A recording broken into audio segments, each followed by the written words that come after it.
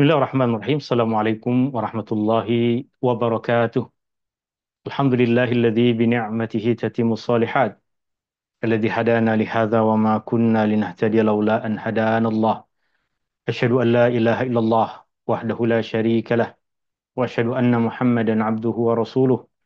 Allahumma shalli ala Muhammad wa ala ali Muhammad kama shallaita ala ali Ibrahim innaka Hamidum Majid.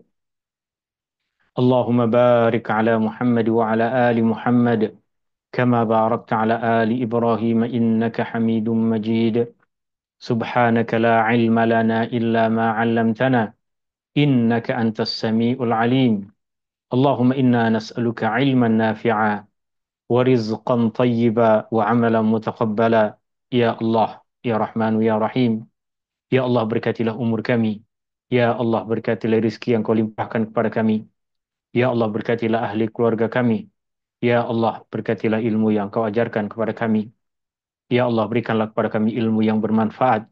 Ya Allah, berikanlah kepada kami rizki yang halal dan baik. Ya Allah, kurniakanlah kepada kami amal ibadah yang kau terima. Ya Allah, jauhkanlah kami dan zuriat kami dari segala kesusahan di dunia dan di akhirat. Ya Allah, jauhkanlah kami dari segala kesusahan di dunia dan di akhirat. Ya Allah, jauhkanlah kami dari segala kesusahan di dunia dan di akhirat. Ya Allah, sembuhkanlah orang-orang yang sakit di antara kami. Ya Allah, sembuhkanlah orang-orang yang sakit di antara ahli keluarga kami. Ya Allah, sembuhkanlah orang-orang yang sakit di antara sahabat-sahabat kami. Ya Allah, ampunilah dosa kami. Ya Allah, ampunilah dosa ibu bapa kami. Ya Allah, ampunilah dosa kami. Ya Allah, ampunilah dosa ahli keluarga kami. Ya Allah, ampunilah dosa kami. Ya Allah, ampunilah dosa sahabat-sahabat kami. Ya Allah, berikanlah kepada kami kebaikan di dunia. Ya Allah, berikanlah kepada kami kebaikan di akhirat. Ya Allah, jauhkanlah kami dari api neraka. Rabbana taqabbal minna إنك أنت السميع العليم وتب علينا إنك أنت التواب الرحيم ربنا آتنا في الدنيا حسنة وفي الآخرة حسنة وقنا عذاب النار وصلى الله على النبي محمد وعلى آله وصحبه وبارك وسلم والحمد لله رب العالمين. Tuan-tuan, puan-puan, hadirin yang dirahmati Allah Subhanahu wa taala. Ini adalah perjumpaan kita yang ke-18 dalam ayat dan hikmah surah Al-Ahzab, di mana dalam majelis ilmu kita di petang hari ini, insya Allah kita akan mengupas ayat yang ke-45 sehingga ayat yang ke-48 dari surah Al-Ahzab. Dan yang menjadi rujukan utama di dalam majelis ilmu ini adalah tafsir Al-Imam Ibnu Katsir, di mana terjemahan dari ringkasan tafsir Ibnu Katsir telah pun saya kongsikan kepada tuan-tuan dan puan-puan di dalam channel WhatsApp. Tuan-tuan dan puan-puan boleh gunakan nota tafsir itu sebagai panduan utama, rujukan utama di dalam majelis ilmu ini. Juga seperti biasa, tuan-tuan dan puan-puan boleh juga sediakan mushaf Al-Quran yang ada terjemahannya untuk kita tengok pada ayat-ayat yang kita akan kupas dan mungkin ayat-ayat lain yang berkaitan dengan apa yang insya Allah kita akan bahas. Juga jika tuan-tuan dan puan-puan ada apa-apa kemusykilan, ada apa-apa soalan berkaitan dengan tema-tema yang kita tengah kupas, tuan-tuan dan puan-puan boleh terus bertanya sama ada dengan menulis soalan di dalam chat room yang ada di dalam Zoom meeting ini, atau tuan-tuan dan puan-puan juga boleh terus buka mikrofon dan bertanya soalan yang berkaitan dengan apa yang tengah kita bahas. Jika ada soalan yang lain, boleh tuan-tuan dan puan-puan tulis, nanti kita akan tengok dan cuba untuk menjawabnya di akhir pertemuan. Surah Al-Ahzab, seperti yang dah biasa kita ketahui, masuk dalam himpunan surah-surah Madaniyah, diturunkan di Madinah, dan di dalam mushaf Al-Quran, ia boleh kita jumpai pada susunan yang ke-33. Tema utama dari surah yang mulia ini adalah berserah diri kepada ketetapan Allah. Ketetapan Allah di sini maksudnya adalah qada dan qadar Allah.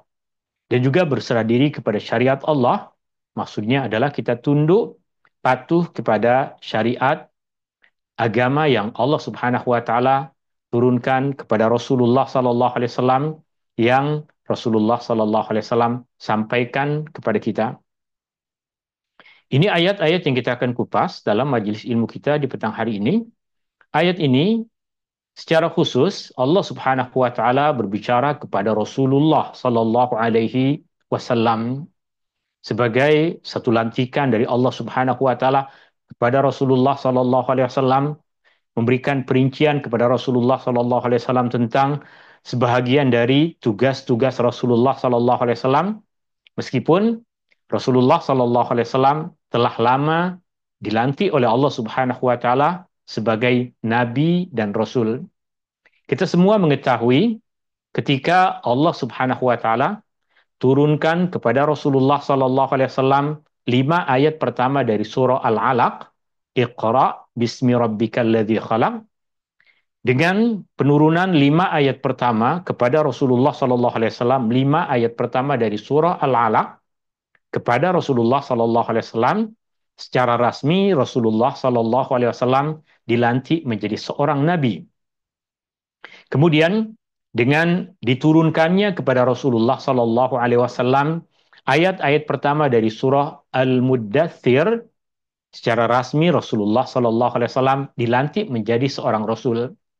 Di dalam surah Al-Muddathir, di antara ayat yang menegaskan kepada kita perintah Allah Subhanahu wa taala kepada Rasulullah sallallahu alaihi wasallam untuk menyeru umat manusia untuk menyampaikan seruan dakwah adalah apa yang Allah Subhanahu wa taala firmankan pada ayat-ayat pertama surah Al-Muddathir, di mana Allah Subhanahu wa taala berfirman, A'udzubillahi minasyaitonir rajim. Bismillahirrahmanirrahim. Ya ayyuhal muddathir, qum fa'anzir. Wahai orang yang berselimut, itu Rasulullah sallallahu alaihi wasallam yang berselimut karena Rasulullah sallallahu alaihi wasallam menggigil demam ketika Rasulullah sallallahu alaihi wasallam mendapatkan wahyu dari Allah Subhanahu wa taala. Rasulullah sallallahu alaihi wasallam dalam keadaan seperti itu, Allah Subhanahu wa taala firmankan, "Qum fa'anzir." Bangkitlah, bangunlah dan berikanlah peringatan. Maka mula Rasulullah sallallahu alaihi wasallam memberikan peringatan kepada umat manusia. Rasulullah sallallahu alaihi wasallam mulakan dengan ahli keluarga Rasulullah sallallahu alaihi wasallam, istri baginda sallallahu alaihi wasallam, anak-anak Rasulullah sallallahu alaihi wasallam. Kemudian mula Rasulullah sallallahu alaihi wasallam menyampaikan seruan dakwah kepada sahabat-sahabat yang dekat dengan Rasulullah sallallahu alaihi wasallam, dan sahabat Rasulullah sallallahu alaihi wasallam yang pertama kali menjawab seruan dakwah Rasulullah sallallahu alaihi wasallam adalah Abu Bakar As-Siddiq radhiyallahu anhu. Telah lama Rasulullah sallallahu alaihi wasallam dilantik menjadi nabi dan rasul, dan telah banyak perjuangan yang telah dilakukan oleh Rasulullah sallallahu alaihi wasallam, sehinggalah pada ayat ini Allah Subhanahu wa taala menurunkan beberapa perincian perintah kepada Rasulullah sallallahu alaihi wasallam yang apabila kita ambil pengajaran dari perintah ini, kita akan tahu bahwa hakikat dari perintah ini bukan sahaja perintah untuk Rasulullah sallallahu alaihi wasallam, tapi juga perintah untuk umat Rasulullah sallallahu alaihi wasallam. Kita tengok pada ayat yang pertama, itu ayat yang ke-45. Allah Subhanahu wa taala berfirman, A'udzubillahi minasyaitonir rajim. Ya ayyuhan nabiyyu inna arsalnaka syahidan wa mubasysyiran wa nadhira. Ya ayyuhan nabi, wahai nabi. Di antara perkara yang unik yang kita jumpai di dalam Al-Qur'an adalah Allah Subhanahu wa taala menyeru nabi-nabi yang lain selain Muhammad sallallahu alaihi wasallam dengan nama mereka. Ya Adam, ya Musa, ya Ibrahim, ya Nuh. Para nabi sebelum Nabi Muhammad sallallahu alaihi wasallam, Allah seru mereka dengan nama mereka. Ya Isa bin Maryam. Tetapi tidak ada satupun ayat Al-Qur'an yang Allah Subhanahu wa taala menyeru Rasulullah sallallahu alaihi wasallam dengan panggilan ya Muhammad. Allah Subhanahu wa taala memanggil Rasulullah sallallahu alaihi wasallam dengan gelaran yang mulia yang Allah Subhanahu wa taala telah berikan kepadanya, Ar-Rasul, An-Nabi, seperti di dalam ayat yang tengah kita baca ini. Allah menyeru Rasulullah sallallahu alaihi wasallam dengan gelaran, dengan pangkat yang Allah Subhanahu wa taala berikan kepada baginda sallallahu alaihi wasallam, ya ayyuhan nabi, wahai nabi. Perkataan nabi di dalam bahasa Arab berasal dari perkataan an-naba yang bermaksud berita. Ini karena nabi adalah orang yang mendapatkan berita ataupun wahyu dari Allah Subhanahu wa taala. Allah turunkan wahyu kepadanya, maka dia terus bergelar nabi. Dan perkataan nabi juga boleh berakar dari perkataan nabwah yang bermaksud tempat yang tinggi. Karena nabi adalah orang yang darjahnya ditinggikan oleh Allah Subhanahu wa taala. Pada ayat ini Allah Subhanahu wa taala menegaskan, inna, sesungguhnya kami. Allah di dalam Al-Qur'an banyak menggunakan perkataan kami sebagai tanda pengagungan. Allah memuliakan dan mengagungkan dirinya sendiri dengan menyebutkan perkataan kami. Perkataan arsalnaka padanya terdiri dari 3 perkataan. Arsal bermaksud mengutus, na bermaksud kami, dan ka bermaksud engkau. Arsalnaka, kami mengutus engkau. Arsalnaka, kami telah mengutus engkau. Perkataan arsal ini yang menjadi akar dari perkataan Rasul. Rasul yang bermaksud utusan. Arsalnaka, kami telah mengutusmu. 2 kali Allah Subhanahu wa taala sebutkan perkataan kami di dalam ayat ini. Yang pertama ada pada perkataan inna, yang kedua ada pada perkataan arsalna. Pengulangan di dalam bahasa Arab memberikan maksud penegasan, penguatan. Maka di dalam ayat ini ada beberapa penegas. Di dalam ayat ini ada beberapa penguat. Yang pertama, perkataan inna itu sendiri sudah bermaksud sesungguhnya.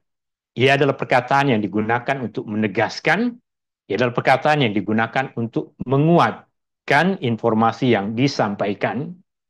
Dan sudah disebutkan perkataan na yang bermaksud kami, dan pada perkataan arsalna juga ada perkataan yang bermaksud kami, maka ia memberikan penegasan tambahan. Dan selepasnya Allah Subhanahu wa taala menyebutkan di antara tujuan Rasulullah sallallahu alaihi wasallam, di antara tugas Rasulullah sallallahu alaihi wasallam diutus oleh Allah Subhanahu wa taala adalah syahidan, agar engkau menjadi saksi, wa, dan mubasyiran, pembawa berita gembira, wa, dan nadhiran, pemberi amaran, pemberi peringatan. Rasulullah sallallahu alaihi wasallam telah lama diutus oleh Allah Subhanahu wa taala. Ayat ini menegaskan apa yang Allah Subhanahu wa taala telah berikan kepada Rasulullah sallallahu alaihi wasallam. Artinya, seperti yang tadi kita sebutkan dalam mukaddimah, kita mengetahui bahwa Rasulullah sallallahu alaihi wasallam telah pun dilantik menjadi rasul dengan diturunkannya kepada Rasulullah sallallahu alaihi wasallam ayat-ayat pertama dari surah Al-Muddathir, di mana mengikut kepada beberapa riwayat yang disebutkan oleh Al-Imam As-Suyuti di dalam kitab Al-Itqan, Al-Muddathir adalah surah yang kedua yang diturunkan kepada Rasulullah sallallahu alaihi wasallam. Surah yang pertama surah Al-Alaq, yang kedua adalah surah Al-Muddathir. Ayat-ayat pertama dari surah Al-Alaq dan ayat-ayat yang pertama dari surah Al-Muddathir. Pelantikan Rasulullah sallallahu alaihi wasallam secara rasmi untuk menjadi rasul telah diberikan oleh Allah Subhanahu wa taala beberapa tahun sebelum ayat ini diturunkan. Sehingga ayat ini bukan pelantikan kepada Rasulullah SAW yang menunjukkan sebelumnya dia bukan seorang Rasul. Tapi ayat ini akan memberikan pengajaran kepada kita bahwa Rasulullah SAW sebagai seorang Rasul juga memiliki Rasul. Rasulullah sebagai seorang utusan juga akan mengutus para sahabatnya. Rasulullah adalah utusan Allah. Para sahabat yang dilantik oleh Rasulullah SAW untuk berdakwah, untuk menyampaikan berita, untuk melaksanakan tugas yang dititahkan oleh Rasulullah SAW, mereka pun dinamakan sebagai Rasul, tapi bukan Rasulullah, tapi Rasulillah, utusan dari utusan Allah. Dan Al-Imam Ibnu Katsir rahimahullahu taala berkaitan dengan ayat ini menyampaikan kepada kita satu riwayat hadis dari Ibnu Abi Hatim. Ibnu Abi Hatim meriwayatkan dengan sanadnya daripada sahabat Nabi Sallallahu Alaihi Wasallam Abdullah ibnu Abbas radhiyallahu anhuma yang menyatakan bahwa apabila ayat ini diturunkan kepada Rasulullah sallallahu alaihi wasallam, ya ayuhan nabi, wahai nabi, inna arsalnaka, sesungguhnya kami telah mengutusmu syahidan, sebagai saksi, wa mubasyiran, pembawa berita gembira, wa nadhira, dan pemberi amaran. Apabila ayat ini diturunkan kepada Rasulullah sallallahu alaihi wasallam, di mana beberapa masa sebelumnya Rasulullah sallallahu alaihi wasallam telah melantik Ali bin Abi Thalib dan Muaz bin Jabal radhiyallahu anhuma untuk menjadi utusan Rasulullah sallallahu alaihi wasallam pergi ke Yaman. Apa yang dilakukan oleh Ali bin Abi Thalib radhiyallahu anhu, apa yang dilakukan oleh Muaz bin Jabal radhiyallahu anhu pergi ke Yaman, mereka ditugaskan oleh Rasulullah sallallahu alaihi wasallam untuk berdakwah. Mereka ditugaskan oleh Rasulullah sallallahu alaihi wasallam untuk mengajar umat manusia. Mereka ditugaskan oleh Rasulullah sallallahu alaihi wasallam untuk memberikan bimbingan kepada orang-orang yang masuk Islam. Mereka ditugaskan oleh Rasulullah sallallahu alaihi wasallam untuk menyelesaikan jika ada pertikaian di antara umat Islam di negeri Yaman. Baginda sallallahu alaihi wasallam bersabda kepada Ali bin Abi Thalib radhiyallahu an, Muaz bin Jabal radhiyallahu an, Nabi bersabda kepada mereka, intaliqa fabashshira wa la tunaffira wa yassira wa la tu'assira innahu qad unzila alai. Pergilah kamu berdua, wahai Ali bin Abi Thalib, wahai Muaz bin Jabal, pergilah kamu berdua ke tempat yang ditugaskan oleh Rasulullah sallallahu alaihi wasallam. Banyak perkara-perkara yang berkaitan dengan diutusnya para sahabat pergi ke Yaman. Bahkan ada satu perkara yang menunjukkan mukjizat Rasulullah sallallahu alaihi wasallam dengan diutusnya para sahabat ke Yaman. Nabi sallallahu alaihi wasallam pada ketika itu, ketika Nabi menjadi rasul, tak pernah pergi ke Yaman. Tapi Rasulullah sallallahu alaihi wasallam tugaskan kepada sahabat-sahabat yang diperintahkan oleh Nabi sallallahu alaihi wasallam untuk pergi ke Yaman untuk mereka membina satu masjid. Rasulullah sallallahu alaihi wasallam tentukan kepada mereka di mana masjid itu mesti dibina. Bukan sahaja itu, Rasulullah sallallahu alaihi wasallam ajarkan kepada mereka arah kiblat yang tepat berkaitan dengan masjid yang Rasulullah sallallahu alaihi wasallam perintahkan untuk dibina itu. Maka jika kita melihat masjid yang dibina, pada ketika itu kita akan tahu bahwa arah kiblat dari masjid tersebut adalah tepat ke arah Ka'bah.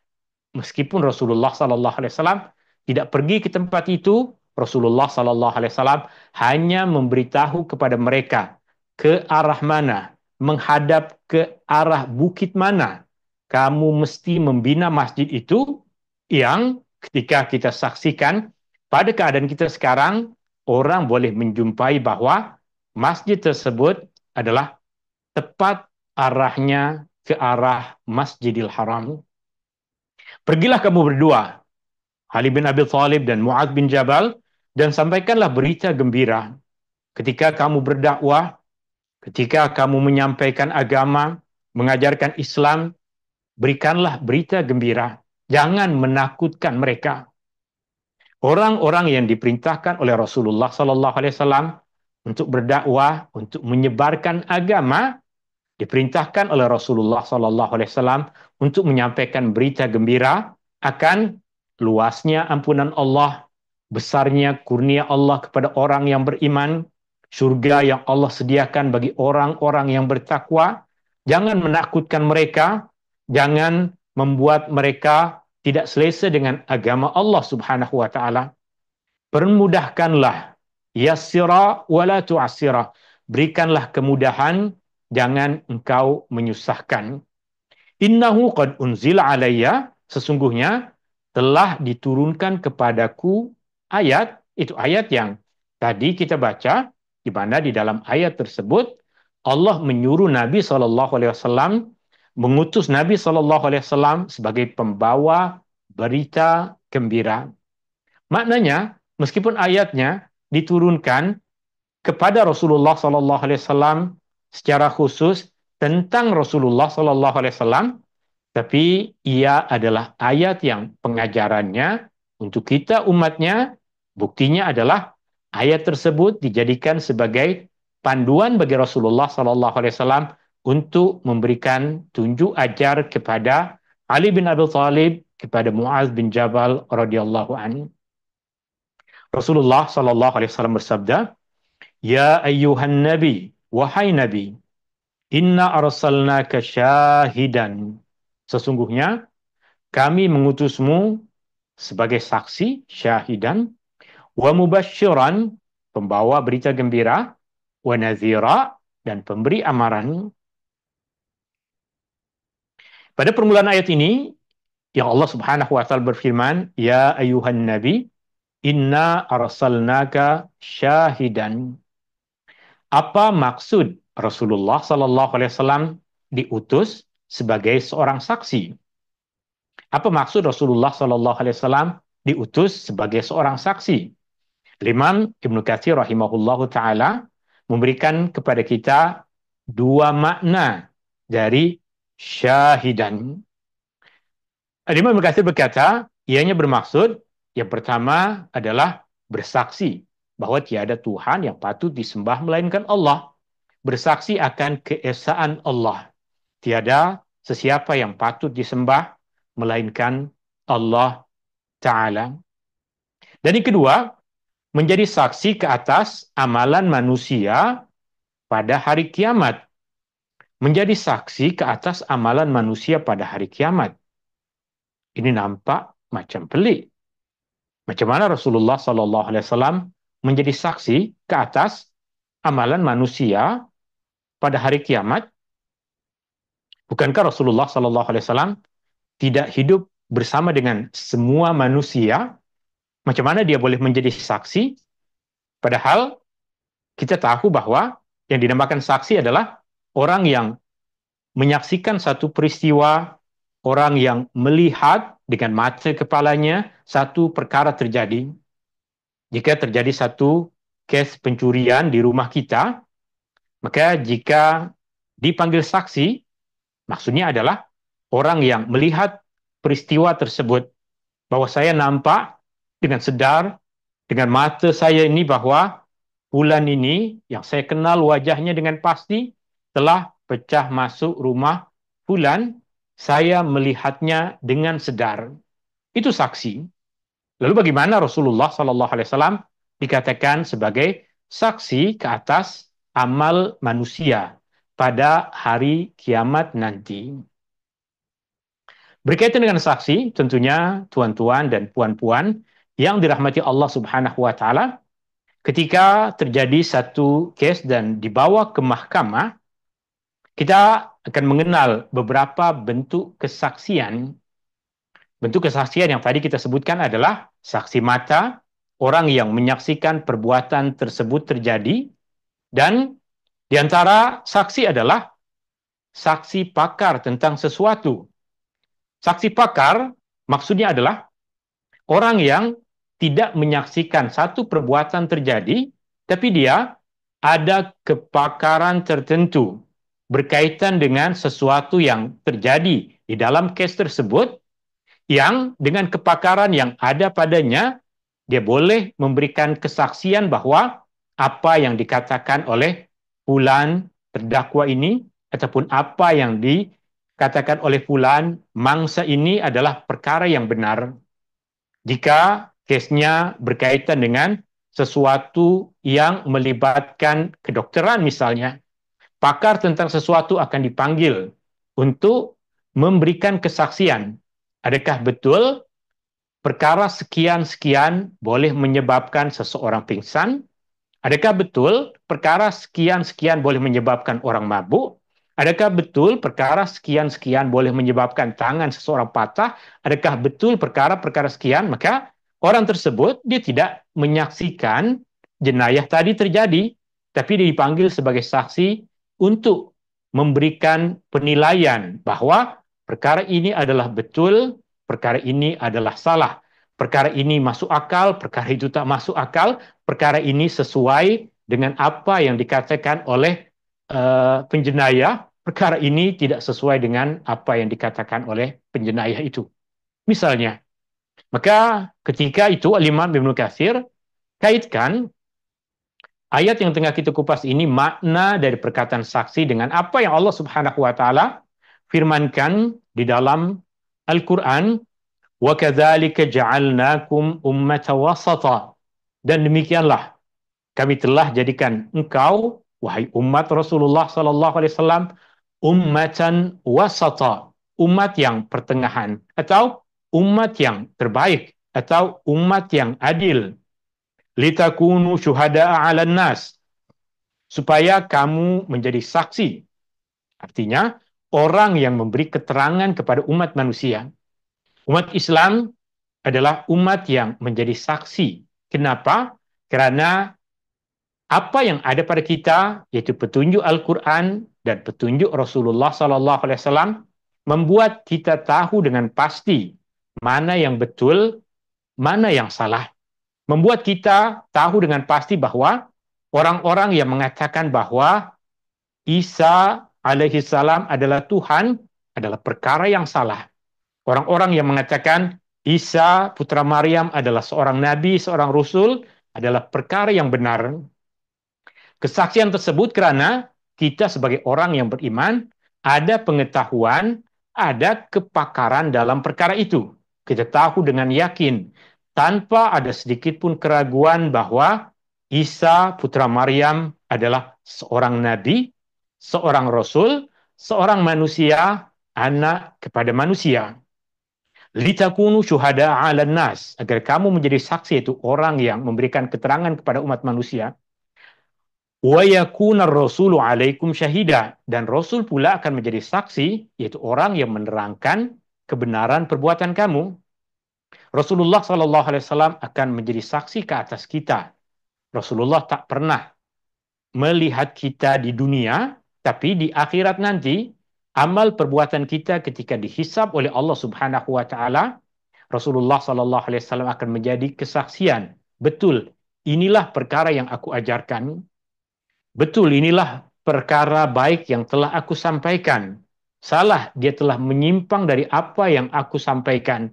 Dia tidak ikut kepada apa yang aku contohkan. Itu di antara maksud Rasulullah sallallahu alaihi wasallam diutus oleh Allah Subhanahu wa taala sebagai saksi, tidak saja bermaksud Rasulullah sallallahu alaihi wasallam melihat perkara yang terjadi pada umatnya, tapi ia bermaksud adakah yang dilakukan oleh umat Rasulullah sallallahu alaihi wasallam, oleh umat manusia, bersesuaian dengan petunjuk yang Allah Subhanahu wa taala telah turunkan kepadanya. Maka di situ Rasulullah sallallahu alaihi wasallam kita namakan sebagai saksi pakar, orang yang ada ilmu dan kepakaran dalam satu perkara yang diminta di mahkamah untuk memberikan keterangan. Adakah apa yang disampaikan oleh pendakwa ataupun orang yang didakwa adalah perkara yang betul atau perkara yang salah. Selanjutnya, di akhir ayat yang ke-45 ini Allah Subhanahu wa taala berfirman, "Wa mubasysyiran wa nadhira", pembawa berita gembira dan pemberi amaran. Tentunya mudah untuk kita memahami. Imam Ibnu Katsir sampaikan kepada kita maksudnya adalah memberi kabar gembira kepada orang-orang yang beriman dengan ganjaran yang besar serta memberikan peringatan kepada orang-orang yang kafir tentang azab yang pedih. Wada'iyan ilallah, wada'iyan, dan juga diutus oleh Allah Subhanahu wa taala untuk menjadi dai. Maksud dari perkataan dai adalah penyeru. Perkataan dai pada sebagian masyarakat difahami dengan maksud pendakwah atau difahami dengan maksud penceramah. Padahal perkataan dai lebih luas dari itu dan memiliki tanggung jawab yang lebih besar. Dai maksudnya adalah orang yang menyeru. Da'iyan ilallah, menyeru kepada Allah. Menyeru untuk beriman kepada Allah, menyeru untuk menghambakan diri kepada Allah, menyeru untuk mengikuti syariat agama yang Allah Subhanahu wa taala turunkan, menyeru untuk mengikuti firman-firman Allah, menyeru untuk mengikuti nabi yang diutus oleh Allah Subhanahu wa taala. Wada'iyan ilallahi biizni, menyeru kepada Allah biizni, dengan membawa taufik yang diberikan oleh Allah Subhanahu wa taala atau dengan taufik yang diperkenankan, yang diizinkan oleh Allah Subhanahu wa taala. Rasulullah sallallahu alaihi wasallam mengajak manusia untuk menyembah Allah, beribadah kepada Allah, menghambakan diri kepada Allah sebagaimana yang Allah Subhanahu wa taala perintahkan, sebagaimana yang Allah perintahkan kepada Rasulullah sallallahu alaihi wasallam, dan juga sebagaimana yang Allah Subhanahu wa taala perintahkan kepada umat manusia. Wasirajam munira, dan sebagai lampu yang menerangi. Perkataan siraj bermaksud lampu. Di dalam Al-Quran beberapa kali kita jumpai perkataan siraj. Pada sebagian ayat Al-Quran perkataan siraj difahami dengan maksud matahari. Kita boleh buka mushaf Al-Quran untuk kita tengok perkataan siraj. Apa yang saya jumpai di sini adalah 4 kali Allah Subhanahu wa taala sebutkan perkataan siraj, dan 3 dari 4 perkataan siraj yang Allah Subhanahu wa taala sebutkan di dalam Al-Quran digunakan untuk matahari. 3 dari 4 perkataan siraj yang Allah sebutkan di dalam Al-Quran digunakan untuk maksud matahari. Dan ayat yang ini, yang siraj kita terjemahkan dengan maksud asal yaitu lampu, jika kita katakan bahwa perkataan siraj keempat-empatnya digunakan untuk maksud matahari, maka ia adalah satu kesimpulan yang tak silap. Kenapa? Sebab nanti ada makna yang disebutkan oleh Imam Ibnu Katsir. Kenapa Rasulullah sallallahu alaihi wasallam disifatkan sebagai lampu yang menerangi? Atau jika kita kembali kepada kaidah yang tadi kita sebutkan, bahwa 4 kali disebutkan perkataan siraj di dalam Al-Quran. Selain dari ini, semua nyata digunakan untuk maksud matahari. Tapi dalam ayat ini kita terjemahkan dengan maksud lampu, yang sebenarnya juga jika perkataan siraj di dalam ayat ini juga kita fahami dengan maksud matahari, mengikut kepada apa yang nanti ditafsirkan oleh Imam Ibnu Katsir, maka ia adalah satu perkara yang tidak salah, satu perkara yang betul. Bahkan boleh kita katakan satu ungkapan yang tepat, agar kita buat kesimpulan bahwa semua perkataan siraj yang ada di dalam Al-Quran digunakan untuk maksud matahari. Rasulullah SAW diutus sebagai sirajam munira, matahari yang menerangi. Dan itu yang disebutkan oleh Imam Ibn Katsir. Maksud dari sirajan munira adalah bahwa perintah yang disampaikan oleh Rasulullah Sallallahu Alaihi Wasallam, agama yang dibawa oleh Rasulullah Sallallahu Alaihi Wasallam, syariat yang diajarkan oleh Rasulullah Sallallahu Alaihi Wasallam adalah sesuatu yang jelas, seperti matahari yang bercahaya. Sirajan munira. Artinya, tiada sesiapa yang mempertikaikan kebenaran apa yang disampaikan oleh Rasulullah Sallallahu Alaihi Wasallam, melainkan orang yang degil, orang yang jahil. Sesiapa sahaja yang mengkaji ajaran Nabi Sallallahu Alaihi Wasallam akan mengetahui bahwa Rasulullah Sallallahu Alaihi Wasallam menyampaikan sesuatu yang terang. Rasulullah Sallallahu Alaihi Wasallam menyampaikan ajaran yang jelas. Rasulullah Sallallahu Alaihi Wasallam menyeru kepada agama yang bercahaya. Pada ayat yang ke-47, Allah Subhanahu wa taala berfirman, ini memperincikan dari apa yang Allah tadi sebutkan dan juga kita dah kupas tentang Rasulullah diutus sebagai mubasyir, sebagai penyampai berita gembira. Maka Imam Ibn Katsir tidak memberikan kupasan kepada makna ini sebab dah disebutkan pada ayat yang ke-45 tadi. Wabashiril mu'minin, dan sampaikanlah berita gembira kepada orang-orang yang beriman. Bi'anna lahum, bahwa sesungguhnya lahum bagi mereka minallah dari Allah fadlan kabira, limpah kurnia yang besar. Kemudian pada ayat selepasnya Allah Subhanahu wa taala berfirman, wala tuti'il kafirina wal munafiqina wada' azahum. Dan janganlah engkau menurut kehendak.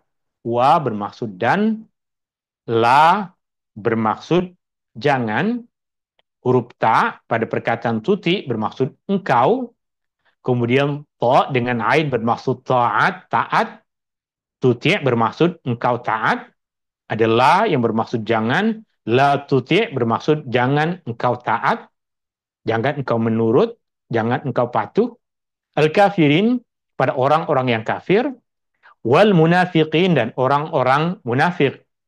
Hakikatnya orang kafir dan orang munafik berada pada satu kubu yang sama, berada pada kumpulan yang sama, orang-orang yang tidak beriman, tapi yang nyata membezakan antara keduanya adalah orang-orang kafir tidak berpura-pura, sedangkan orang-orang munafik, meskipun hakikat mereka adalah orang-orang yang ingkar, orang-orang yang tidak beriman, tapi mereka berpura-pura dengan menzahirkan diri seolah-olah mereka adalah orang Islam, seolah-olah mereka adalah orang-orang yang beriman. Wada' azahum. Perkataan wa bermaksud dan, perkataan da' bermaksud tinggalkan, jauhkan. Azahum. Perkataan adza bermaksud celaan, perkataan aza bermaksud sesuatu yang menyakitkan, dan hum bermaksud mereka. Azahum boleh difahami dengan maksud celaan mereka, atau azahum boleh difahami dengan maksud gangguan dari mereka. Jauhkan diri dari sesuatu yang menyebabkan kita mendapatkan gangguan dari mereka, orang-orang kafir dan orang-orang munafik. Al-Imam Ibn Katsir memberikan perincian yang lebih terperinci dengan mengatakan, bermaksud, tak payah engkau mendengar kata-kata mereka, tetapi biarkanlah mereka, abaikanlah mereka, serta serahkanlah urusan mereka kepada Allah Subhanahu wa taala. Cukuplah Allah yang akan mengurus mereka, cukuplah Allah yang memberikan balasan kepada mereka. Oleh sebab itu, Allah Subhanahu wa taala berfirman di akhir ayat yang ke-48, wa tawakkal 'ala Allah, dan bertawakallah kepada Allah, berserahlah kepada Allah, wa kafa billahi wakila, dan cukuplah dengan Allah, wa kafa billah, dan cukuplah dengan Allah, wakila, sebagai pelindung, sebagai yang mengatur urusan kita. Cukuplah Allah Subhanahu wa taala yang mengatur urusan.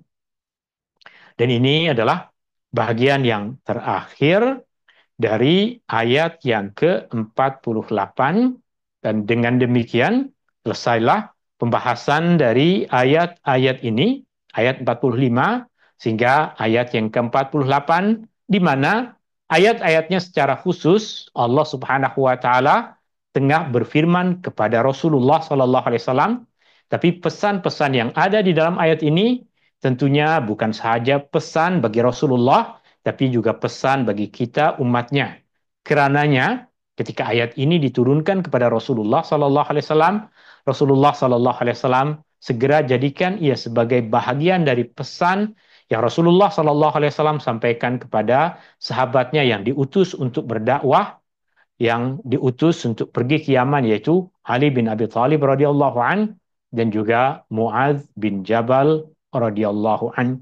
Wallahu taala a'la wa alam. Dari apa yang tadi kita kupas, dari apa yang tadi kita pelajari, ada banyak pelajaran, ada banyak pengajaran, ada banyak hikmah yang telah kita sampaikan. Di antara pengajaran utama yang kita dapatkan dari apa yang disampaikan oleh Al-Imam Ibnu Katsir tadi adalah tentang ayat yang menunjukkan bahwa Rasulullah Sallallahu Alaihi Wasallam diutus untuk membawa berita gembira dan kemudahan. Rasulullah pun suruh para sahabatnya untuk menyampaikan berita gembira dan kemudahan. Islam mengajarkan kita untuk menyeru kepada agama Allah dengan menyebarkan berita gembira dan kemudahan di dalam agama. Kemudian pengajaran yang kedua, kejelasan petunjuk Islam. Ajaran Islam diibaratkan seperti lampu yang menerangi atau matahari yang menerangi. Agama Islam adalah agama yang jelas dan terang. Agama Islam, kita ada panduan utama yang berkekalan sepanjang masa, yaitu petunjuk dari Allah Subhanahu wa taala, Al-Qur'an, dan apa yang diwariskan oleh Rasulullah sallallahu alaihi wasallam yang kita kenal sebagai sunnah Rasulullah sallallahu alaihi wasallam, yang kita kenal sebagai hadis-hadis Nabi sallallahu alaihi wasallam. Dua perkara yang menjadi lampu penerang, dua perkara yang bagi kita menjadi sirajam munira. Wallahu taala a'la wa alam. Tuan-tuan dan puan-puan yang dirahmati Allah Subhanahu wa taala, ini yang boleh saya kongsikan kepada tuan-tuan dan puan-puan di dalam majlis ilmu kita di petang hari ini. Semoga apa yang tadi kita pelajari ada manfaatnya, ada kebaikannya, ada hikmah yang boleh kita ambil, ada pengajaran yang boleh kita terapkan di dalam kehidupan kita, ada kebaikan yang kita dapatkan di dunia dan di akhirat. Hadani Allah wa iyyakum ajma'in. Subhanakallahumma wa bihamdika asyhadu an la ilaha illa ant astaghfiruka wa atubu ilaik. Allahumma anfa'na bima 'allamtana wa 'allimna ma yanfa'una wa zidna ilma. Wa sallallahu ala nabiyyi Muhammadin wa ala alihi wa sahbihi wa baraka wa sallam. Walhamdulillahi rabbil alamin. Syukran. Assalamualaikum warahmatullahi wabarakatuh.